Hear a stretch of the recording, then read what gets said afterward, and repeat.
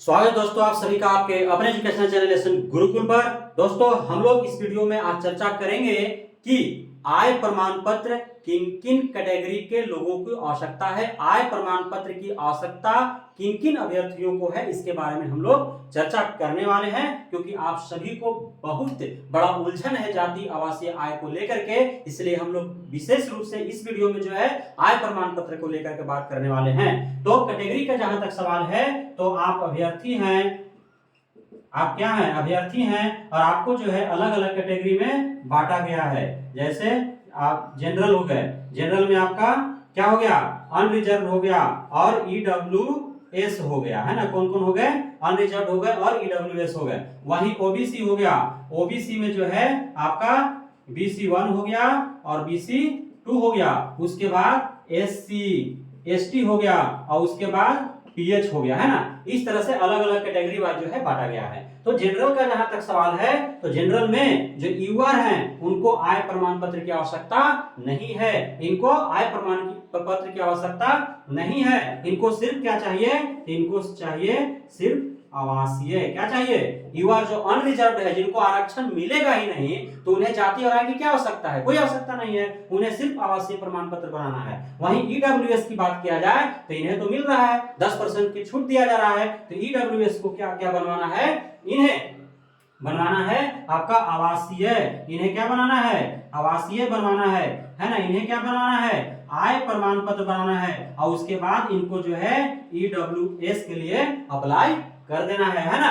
तो ये आपका ईडब्ल्यूएस को चाहिए। उसके बाद ओबीसी के जहां तक सवाल है तो ओबीसी में BC1 और BC2 दोनों को क्या क्या चाहिए, तो जाति चाहिए, क्या चाहिए, आवासीय चाहिए। आवासीय तो हर हाल में चाहिए, क्योंकि बिहार के अस्थायी निवासियों के लिए ही जो है यह वैकेंसी लाया गया है। तो आवासीय प्रमाण पत्र चाहे आप किसी भी कैटेगरी का हो, सबको जो है आवासीय चाहिए, चाहे आप महिला हो पुरुष हो, सबको बिहार का जो है आवासीय चाहिए। उसके बाद जाति चाहिए, और इसके बाद जो है OBC NCL जो है BC1 और BC2 को दोनों को बनाना है, क्या, OBC NCL, है ना। तो ये OBC के लिए है। उसके बाद SC ST का बात किया जाए तो इनको सिर्फ क्या चाहिए, तो सिर्फ आवासीय चाहिए। इनके बाद क्या चाहिए, तो सिर्फ जाति चाहिए, इनको आय नहीं चाहिए। वहीं PH का भी बात किया जाए तो इनको भी क्या चाहिए, तो इनको आवासीय प्रमाण पत्र की आवश्यकता है। किसकी आवश्यकता है, आवासीय प्रमाण पत्र की इनको आवश्यकता है।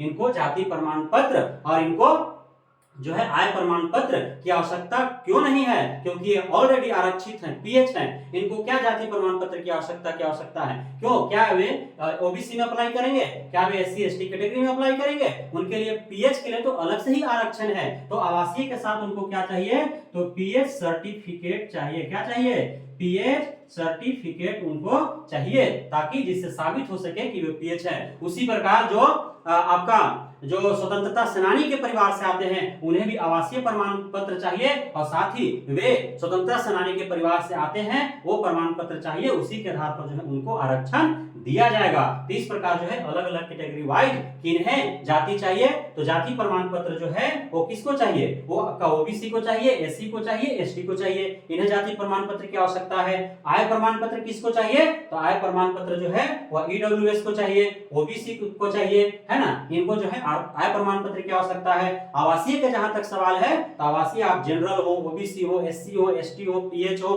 स्वतंत्रता सेनानी के परिवार से आते हो, महिला हो पुरुष हो, सबको आवासीय प्रमाण पत्र की आवश्यकता पड़ेगी, है ना। और ओबीसी को एक खास ध्यान देना है कि यदि ओबीसी आप यदि आरक्षण का लाभ लेना चाहते हैं तो जाति आवासीय आय के बाद आपको जो है और क्या बनाना है, तो जाति आवासीय आय के बाद आपको बनाना है OBC NCL non creamy layer जो है आपको बनवा लेना है। और ये सभी जो आपको बनाने हैं प्रमाण पत्र ये आपको CO से बनवाना है, यानी कि आपको ब्लॉक स्तर से बनवाना है, आपको SDO और DM स्तर से नहीं बनवाना है। और जितना जल्दी आप लोग ऑनलाइन आवेदन कर दीजिए, बहुत ही सिंपल तरीका है ऑनलाइन आवेदन करने का। आप घर बैठे अपने लैपटॉप से भी आवेदन कर सकते हैं या फिर अपने पास के कैफे से जाकर के आवेदन करवा सकते हैं। हालांकि इन सभी प्रमाण पत्रों को आपको पहले से ही इकट्ठा करके रखना चाहिए था, क्योंकि आप सभी को पता था 10 अप्रैल से ही कि नई नियमावली के तहत पुनः परीक्षा होना है जिसमें आवेदन लिया जाएगा और इस आवेदन में जो है इन सभी प्रमाण पत्रों की आवश्यकता होगी। अब आपको जो है 2.5 महीने के अंदर जो है तैयारी करना है।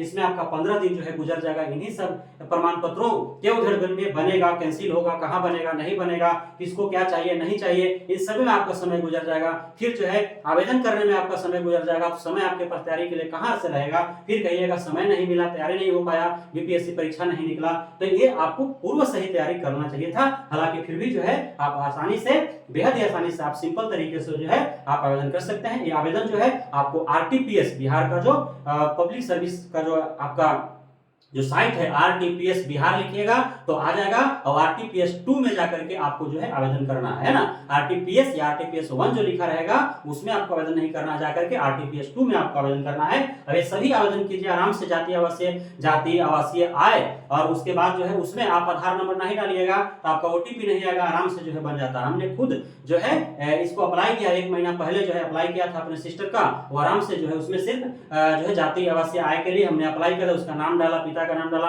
है ना, माता का नाम डाला, एड्रेस पूरा डाल दिया, आधार नंबर मांगा, हमने नहीं डाला, और वह जो है 10 दिनों के अंदर ही जाति आवासीय आय जो है बन करके आ गए हैं। तो इसलिए हम आपको बता रहे हैं कि वेरी सिंपल तरीके से आपको बन जाएगा, परेशान होने की आवश्यकता नहीं है, आप बनवा लीजिए आराम से। तो फिर हम जो है अगले सूचना के साथ अगले वीडियो में उपस्थित होंगे, तब तक के लिए धन्यवाद।